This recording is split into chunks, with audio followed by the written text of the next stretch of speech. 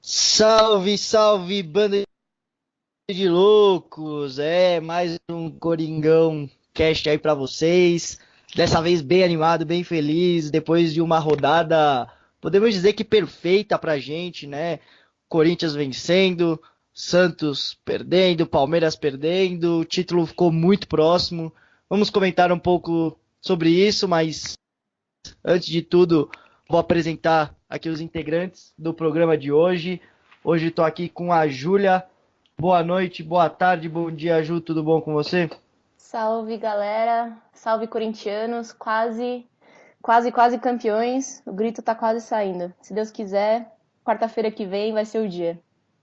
É isso aí, vamos falar aí das possibilidades de título, mas antes de tudo, vamos apresentar também o outro integrante da nossa equipe, da nossa bancada de hoje, Iso. E aí, Izão, tudo certo?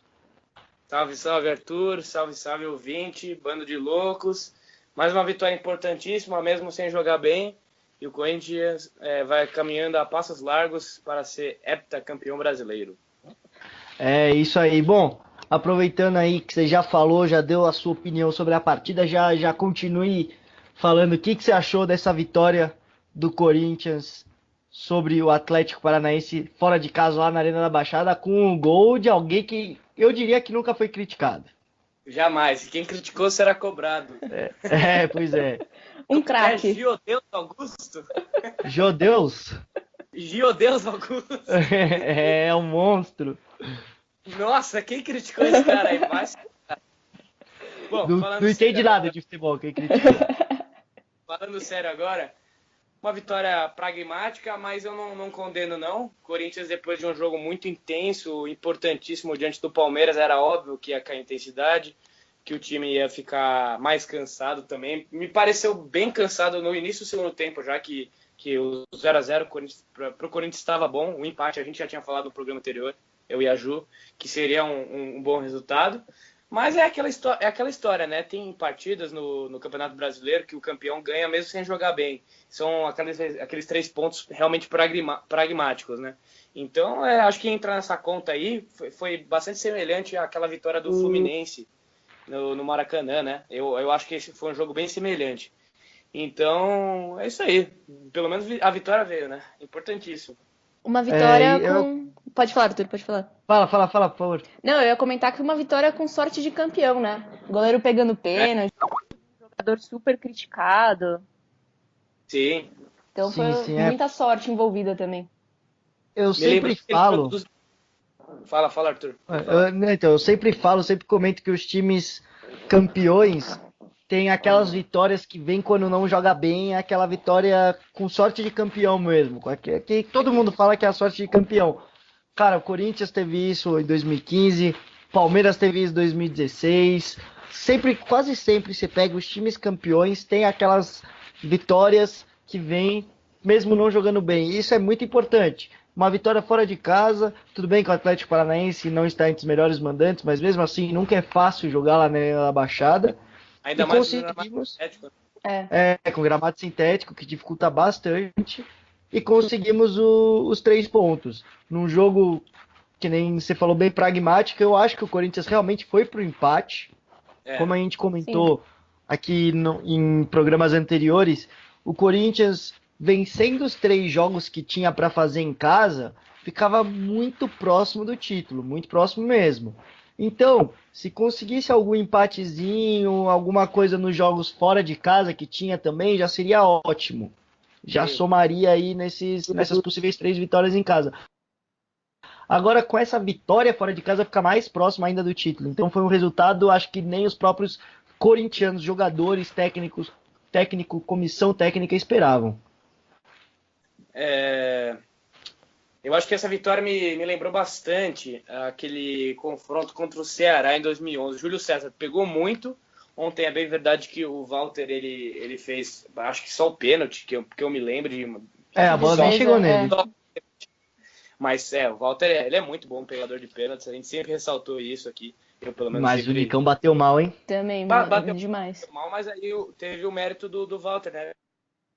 deixar o pé, de ter essa percepção. Lógico, sem tirar os méritos do Walter. Sim, claro.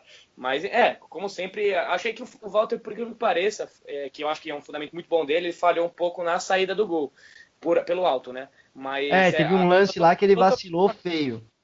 Totalmente normal, porque um goleiro que fica sem realizar um jogo oficial por um ano é muita coisa. Sem ritmo, né?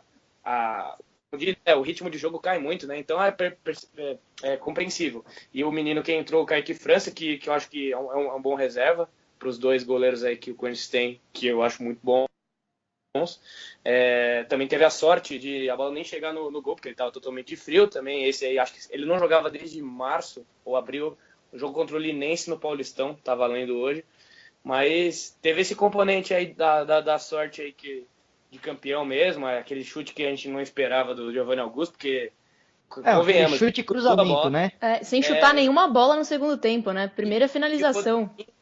Que o Rodriguinho fez no lance do gol foi a melhor jogada dele na partida, porque se ele não no meio ali atrapalhar a visão do Everton, acho que o Everton pegaria essa bola. Com certeza, não, tenho certeza disso. Aquela bola era totalmente defensável para o Everton, mas o Rodriguinho atrapalhou ele, e aí eu isento o Everton de culpa, particularmente falando. Eu não acho que foi culpa dele, eu acho que foi uma bola muito complicada que realmente o Rodriguinho mandou muito bem naquele lance, tirando a atenção do goleiro atleticano. Concordo, não é uma falha. Ele teve a percepção de entrar no meio dos zagueiros, né, que ele estava bem distante, né, de chegar, assim, sabe? Ele foi mais para atrapalhar mesmo, teve essa noção, e foi suficiente para tirar, acho que a atenção do Everton também, porque a partir do momento que ele bate essa bola cruzada aí, ele imagina o quê? Que o Rodriguinho tá vindo para tocar na bola. Sim. Então ele fica atento a um toque dele. Como não aconteceu, ele fica em dúvida, né? E aí acho que eu particularmente, mesmo o Rodriguinho atrapalhando aí o Everton, achei uma bola defensável, né, como o Arthur disse, e acho que dá para colocar na conta do goleiro, mas bom pra gente, né? Bom pra gente. Não vamos entrar muito nos méritos aí se foi falha ou não, mas o que eu gostaria de ressaltar, a gente brincou aqui um pouco com relação a quem criticou, será cobrado e tudo mais, mas não só por conta do gol, mas eu acho que o Giovanni Augusto entrou e mudou a cara do time na partida. Ele entrou pela lateral do campo, foi pra cima, buscou as jogadas, tava tentando, obviamente ele tem aquelas limitações dele e tudo mais, mas pra mim foi muito claro um Corinthians com Giovanni Augusto bom e um Corinthians sem Giovanni Augusto pragmático. Ele mudou, foi uma substituição muito boa. O Cleison tava muito mal na partida também. Eu acho que Tava o Cleison mal, tava cansado, exato. Então foi uma boa substituição do Carille. Até assim, na hora eu pensei, coloca o Pedrinho. Mas eu não sei quanto o Pedrinho aguenta jogar esse tipo de jogo, né? Então, tem que ver. Então foi uma boa substituição, o Giovanni realmente entrou bem. É complicado colocar o Pedrinho nessas situações realmente. E com relação ao Cleison, eu lembro que já no Clássico, o Carille tinha falado que não esperava que o Cleison fosse jogar a partida inteira em alto nível. Que ele era um cara que se movimentava muito, corria muito, então ele tinha um pouco de receio com relação a isso. E aí a segunda partida dele consecutiva, começando como titular e tudo mais, eu acho que ele sentiu muito fisicamente, e até por isso o Giovanni Augusto assim conseguiu dar uma nova cara ao time, né? Sim. O Cleison saiu aos 19 minutos do segundo tempo, e logo com 5 minutos eu já percebia como ele já estava exausto mesmo. E me surpreendeu o Giovanni Augusto na esquerda, porque eu só lembro dele jogando na esquerda mesmo, quando o Tite mudou um pouco o estilo do time jogar, em 2016, acho que no começo do Campeonato Brasileiro, que estava jogando o Guilherme no meio, o Marquinhos Gabriel na direita e o Giovanni Augusto na esquerda. Acho que foi um jogo contra o Vitória, que o Corinthians perdeu no Barradão, um jogo contra o Grêmio. Depois teve um contra o Sport, né, que a gente ganhou contra o Sport lá. Que foi um belo gol do Marquinhos Gabriel também, mas eu não lembrava. Achei também ousado da parte do Carille, até de colocar o cara ali pela esquerda, porque o mais normal seria jogando na direita. E acho que ele fez isso também porque o Romero estava muito bem ali na direita. Ele fez uma partida muito boa taticamente, o Romero. Perdeu um gol que se é um cara melhorzinho, faz, né, que é uma bola muito boa do Cleison no primeiro tempo, mas eu acho que o Romero foi um dos melhores da partida, foi muito bem defensivamente, começou a jogada do gol, gostei dele. Também gostei muito do Romero, tanto eu acho que ele foi o cara do jogo contra o Palmeiras e conseguiu manter o mesmo nível, ele não sentiu o cansaço. É incrível o preparo físico que o Romero tem, né? É impressionante. E nesses jogos aí eu percebi que ele teve mais desarmes, tentou de todas as maneiras interceptar bolas, ajudar mesmo na marcação ali o Fagner, que ele jogou na direita desses dois jogos, né? Então, eu até comentei assim durante o jogo, eu tava assistindo com a minha irmã, eu comentei com ela, né? O Romero é um cara que ele precisa do psicológico bom. Então ele ganhou moral contra o Palmeiras, ele tentou jogadas de novo ontem, jogou com confiança. É incrível como o psicológico incomoda ele. E a gente falou do Romero pela direita, e o gás dele na jogada do gol foi ele que deu o passe pro Giovanni Augusto. Não foi exatamente uma assistência ao pé da letra, assim, ele passou pro Giovanni Augusto. Então ele estava participando da jogada também lá pelo lado esquerdo. Então ele se movimentou muito bem nesse jogo, conseguiu ajudar bastante na marcação, fez bastante desarmes, ajudou bastante ofensivamente e participou da jogada do gol diretamente, que foi do lado esquerdo do campo, que não era o lado que ele estava atuando durante a partida, né? Então isso mostra um bom, como vocês falaram, um bom preparo físico, uma boa movimentação dele. Detalhe que quando, na origem do gol, o Romero deu um belo drible no Lúcio Gonzalez, se eu não me engano, pela direita, ele foi pelo meio, caminhou, até chegou pela parte esquerda do campo e aí tocou pro Giovanni Augusto. Queria falar de algumas atuações individuais aí que me chamaram a atenção. A partir do número de cruzamentos aqui que o Atlético Paranaense realizou, 45 desses 45, 33 errados, é nítido que os times estão estudando o Corinthians e sabem que a fraqueza maior na defesa do Corinthians é a bola aérea. Porém, ontem o Balbuena e o Pablo achei que eles foram brilhantes pelo alto, não deixaram passar uma. O Atlético Paranaense estão treinando, né? Sim. E eu acho que o Pablo tá recuperando mais o ritmo de jogo também, por causa do tempo parado, né? O Atlético Paranaense finalizou 15 vezes no alvo, no gol, perdão, só que apenas dessas 15 aí, apenas 3 foram no alvo. E o Corinthians foi um pouco melhor na produção ofensiva no quesito do aproveitamento, né? Finalizou 6 bolas, sendo que 3 foram para fora e 3 no gol. Então teve mais, né, oportunidades claras, assim, podemos dizer. Teve aquela do Rodriguinho, que ele chutou a bola na rede, né? O Romero também tentou um cruzamento, cobertura do Everton no primeiro tempo, né? Mas uma coisa que me chamou a atenção positivamente e negativamente.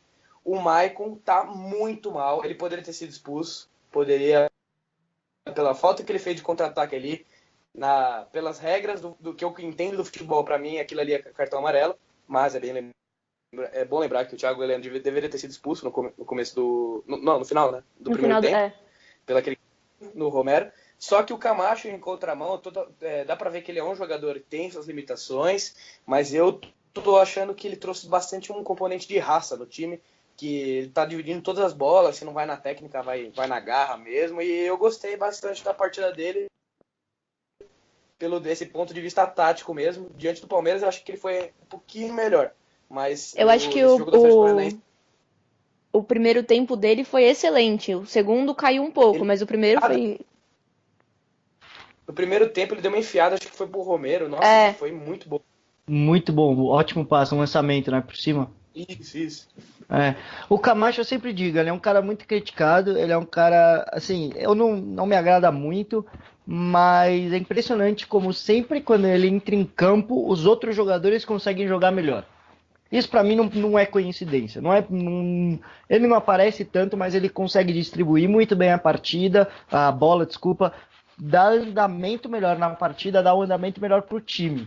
Me passa muito essa impressão que sempre o time cresce de produção com a entrada dele, apesar dele aparecer ou não pro jogo, sabe? Não sei explicar exatamente por que disso, mas eu tenho essa impressão.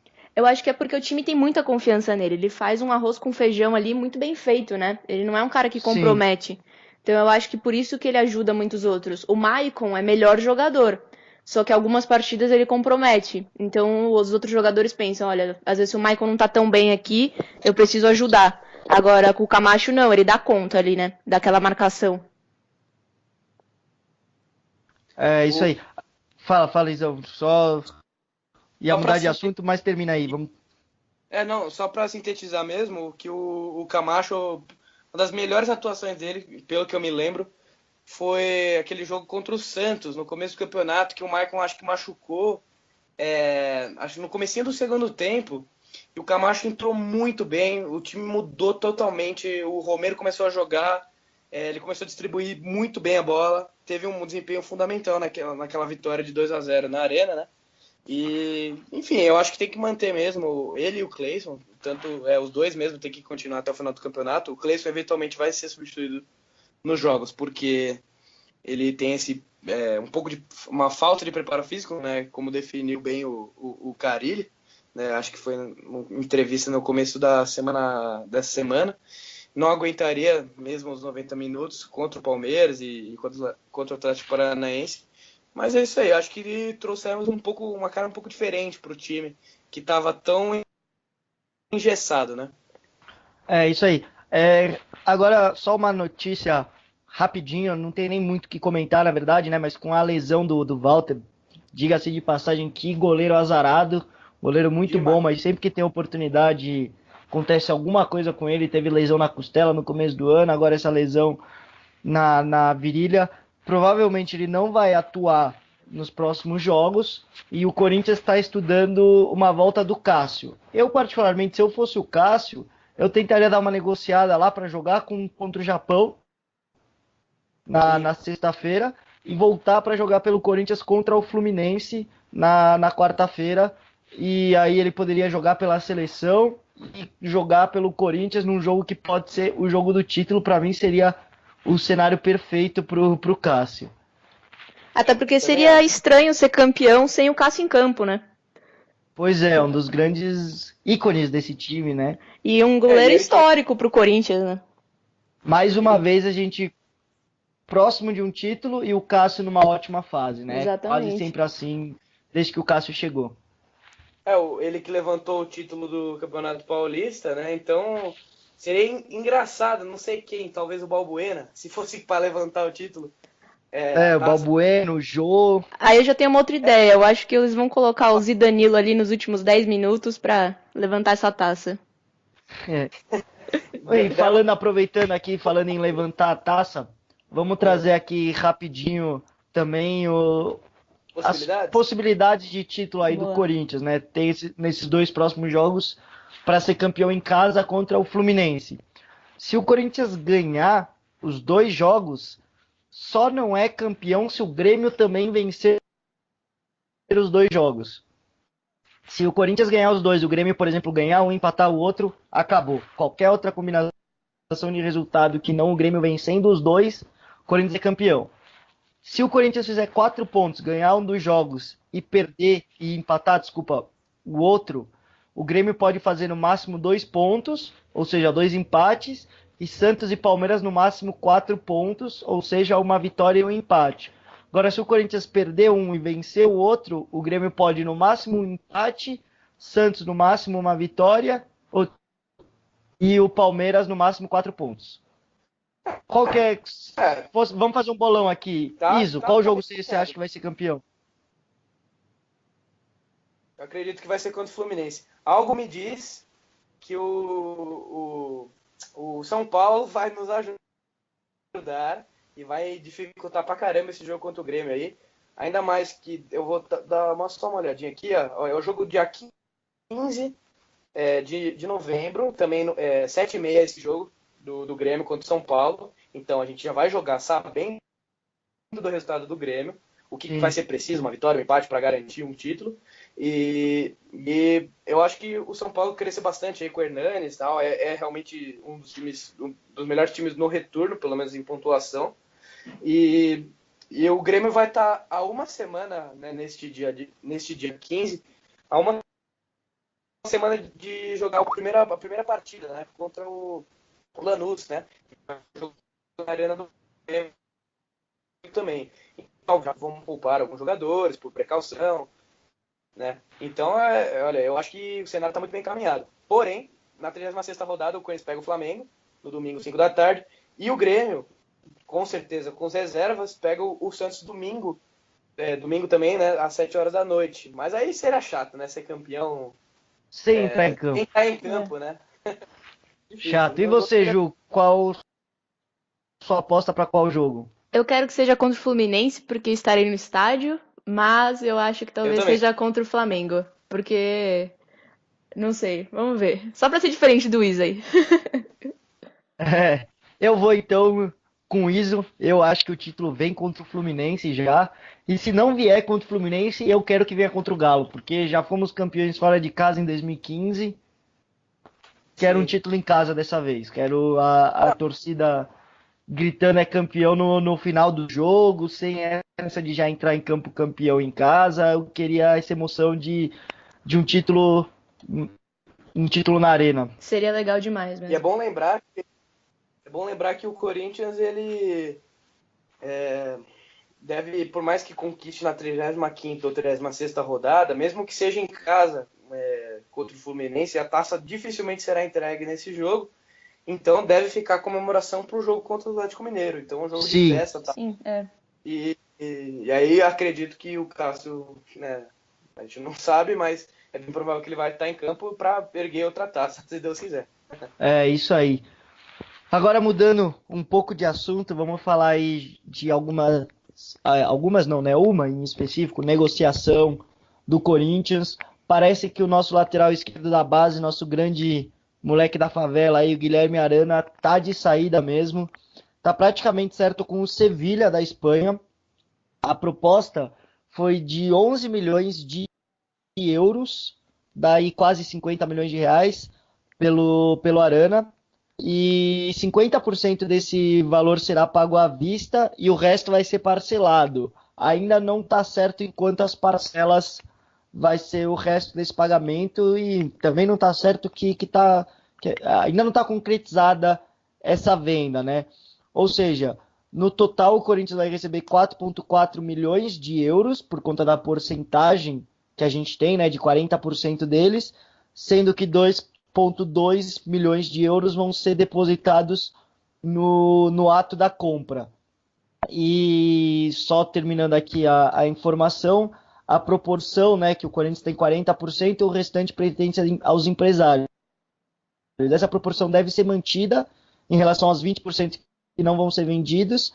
E então 12% vão continuar com os investidores, 8% do Corinthians e aí 80% do Sevilha. Caramba, quanta informação, hein? Mas eu gostei, viu? Eu achei bom. Acho que o Arana caiu bastante de nível aí por conta dessa lesão aí, que ele ainda sente os efeitos dela, as consequências.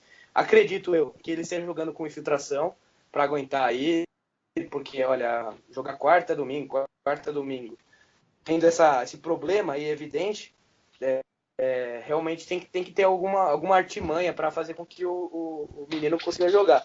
Aí, ele melhorou um pouco, né, nessas últimas duas partidas. Eu gostei dele principalmente ontem. Eu achei ele melhor do que o jogo contra o Palmeiras. Ontem ele apareceu bastante no ataque, né, que ele não fazia há um bom tempo. Foi engraçado até que a torcida do Atlético Paranaense vaiou o Arana, porque ele jogou no Atlético Paranaense em 2015, as primeiras rodadas do Brasileirão, mas aí Sim, estava emprestado. Foi vendido e o Arana teve que retornar, então a torcida ficou de birra com ele. Talvez por isso ele tenha ficado mais motivado a jogar. Talvez. Bem cara do Arana, inclusive. Exatamente. E eu achei bem interessante também para o Corinthians manter esses 20%, porque o Sevilha é um time que costuma fazer essas negociações Oi? É um time vendedor, igual o Sevilha. Exatamente. É um time que abre portas para alguns jogadores na Europa e depois costuma revender eles por um preço mais caro. Então, considerando aí que estão pagando 11 milhões agora e a gente tem 20%, aí, na verdade a gente fica com 8%, né, do Arana, então dá para ter uma esperança aí de uma negociação no futuro ganhar um pouco mais de grana com ele. Eu concordo com vocês que é um bom valor, só fico aqui minha crítica da gente só ter 40% do Arana, né? Deveríamos ter Pois Isso. é. 100% Esse é o... de todos Mas os jogadores da base, né? Não só do Arana. é muito jogador fatiado, né? É É. uma discussão que a gente pode entrar outra vez, desses negócios dos jogadores fatiados da base, né? Mas, tendo em vista que a gente tem apenas 40%, manter esses 20% acho interessantíssimo. Sem dúvidas, o Arana tem potencial para se tornar um lateral esquerdo de seleção, jogar em grandes clubes, né? Como ele já disse, na Espanha, Real Madrid, Barcelona, enfim. Já foi chamado de novo Marcelo, né? Então, olha, agradeço demais ao Arana pelo serviço prestado. Acho que ele, pegando o ano todo, ele jogou muita bola. Para um lateral esquerdo, ele fez muita coisa mesmo. E então, E sai com eu 2 acho, títulos brasileiros, né? Ainda sai com 2 títulos brasileiros aí nas costas. confirmar, né? É. Então, eu, particularmente, agradeço bastante o serviço do Arana, mas é um dinheiro que cai bem. E bola para frente aí, vamos ver quem que vai ser o novo lateral do Corinthians em 2018, né? É isso aí. Só uma informação aqui que eu dei uma pesquisada rapidinho que a gente começou a falar aqui do Sevilha. Eu lembrei do Daniel Alves, também brasileiro, lateral, que foi pro Sevilha. Aí eu fui pesquisar aqui quanto ele foi negociado. Ele saiu do Bahia pro Sevilha em 2003 por 550 mil euros. Nossa. E foi revendido depois de 5 anos para o Barcelona por 35 milhões de euros. O que é um valor baixo, mas se você comparar, né, a proporção do mercado atualmente. Então, com certeza, o Arana se desenvolvendo lá no Sevilha, que eu acho que é um grande time para ele ter esse desenvolvimento, dá para chegar facilmente numa casa de 50 milhões de euros aí e seria ótimo para o Corinthians futuramente, Só né? a título Sim, seria de. uma. Fala, fala. Não, só a título de comparação, o lateral do Tottenham, né? O Walker foi vendido por 55 milhões de libras pro City, então. Só pra ficar aí a É, pois é. comparação, né? E Vamos só para lá. terminar aqui o assunto rapidinho, se suponhamos que o Arana seja vendido pelo mesmo valor do Daniel Alves, que a gente comentou que realmente é um valor baixo para o mercado atual, mesmo para um lateral, 35 milhões de euros, com a porcentagem atual que a gente tem, a gente ficaria com quase 3 milhões de euros. Então, não acho um mau negócio para o Corinthians manter essa porcentagem, mesmo que baixa. Nem um pouco. É, interessante. Vamos falar do jogo contra o Avaí, pessoal? Vamos. No Corinthians vai pegar aí na próxima rodada o Avaí. Foi comentado aí, vai ser no sábado, né, 7 horas, foi comentado por aí que daria para ser campeão por alguns momentos. Deu para ouvir em alguns meios, alguns canais aí, mas não dá para ser campeão. Mas a vitória tem que vir, né? Ainda mais depois desses 2 jogos embalou, eu acho que o Corinthians deve e tem que vencer contra o Avaí, que é o penúltimo colocado do campeonato. Lembrando que o Grêmio só joga às 5 horas do domingo, então o Corinthians, se vencer o Avaí, vai dormir do sábado para o domingo 11 pontos na frente do Grêmio, tendo 12 em disputa para o time gaúcho, né? Mas o Grêmio 12 não, perdão, 15. E o Grêmio vai jogar esse jogo contra o Vitória, não na Arena do Grêmio, será no Alfredo Jaconi, que é o estádio do Juventude, com um campo bem irregular, o campo menor, então isso pode favorecer o Vitória, né? Vamos torcer. E o Vitória joga bem fora de casa, né? Um bom visitante. São 2 jogos difíceis, eu acho. É. Vitória brigando para não cair, joga fora de casa bem, e o São Paulo também, por mais que seja um jogo fora de casa, também acho uma pedreira pro Grêmio. E falando do Avaí, eu acho que o Avaí vai tentar o tudo ou nada contra a gente, né? Porque eles estão desesperados. Eles precisam dos 3 pontos. Eles estão a 3 jogos sem vencer, um empate, 2 derrotas, né? E estão em 19º. Então o Avaí, para quem não acompanha muito, é um time bastante retranqueiro, joga por uma bola mesmo, tem o pior ataque da competição, com 23 gols em 33 jogos. Então a gente tem que aguardar para ver como vai ser a reação deles, né? Se eles vão partir para o ataque. Eu duvido muito. Acredito que mesmo tendo essa necessidade da vitória, eles vão vir bem precavidos, só que, né, em determinados momentos vão partir um pouco mais para o ataque a partir dos contragolpes. Mas vão ter que se arriscar um pouquinho mais, né? é um time muito pobre tecnicamente, né? Tem poucos Muito fraco o time. jogadas, muito fraco mesmo. Acho que tem até menos recursos que o Atlético Goianiense no quesito ofensivo. Então, dá pra gente imaginar, é um time muito trancado mesmo, marca bastante o time do Avaí. Então, não vai ser um jogo fácil, pelo menos no primeiro tempo. Acho que eles vão vir bem fechados mesmo. E tentar de tudo para conseguir fazer um gol no Corinthians na segunda etapa, né? É isso aí. E já são 35 mil ingressos vendidos, então a Fiel vai em peso mais uma vez. 40, né? Oi? Mais de 40 mil, né? Provavelmente. Provavelmente é. Se hoje já tem mais de 35, a procura tá bem alta. Devemos passar dos 40 mil. E acho que realmente as únicas mudanças no time vão ser a entrada de Casim e de Kaique França. Então posso passar a escalação aí pro pessoal? Pode passar, vamos fechar aí o programa com a escalação pro jogo, provável escalação pro jogo contra o Avaí. Então vamos de Kaique França, Fagner, Balbuena, Pablo e Guilherme Arana. Camacho, Gabriel voltando, né? Da suspensão. Romero na direita, Rodriguinho no meio e Cleison na esquerda. E o Jô, né? Bem lembrado, estará suspenso por conta do julgamento do STJD.